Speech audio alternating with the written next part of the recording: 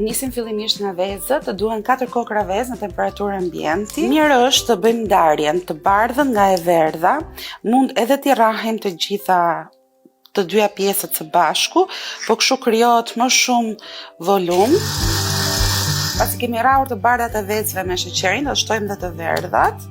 Do i rrahim përsëri dhe pastaj do shtojmë pjesën tjetër të recetës. Po për zonja që gatuajnë dhe e dinë shumë mirë, pak a shumë janë të njëjtat raporte si pandispanjan, që do të thotë 1 vezë, 1 lugë miell. Këtu është më pak miell sepse kam shtuar kakaon, që do të thotë 4 vezë, 50 gram sheqer dhe 4 lugë miell bashkë me kakao dhe pak fryrës.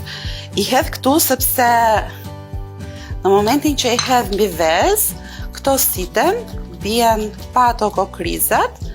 Edhe është dhe më e thjeshtë. I hedhim në një tavë të madhe, katrore ose drejt këndore, ku kemi vendosur më parë letër fure dhe duhet të jetë kështu sepse na lejon që të bëjmë rolen.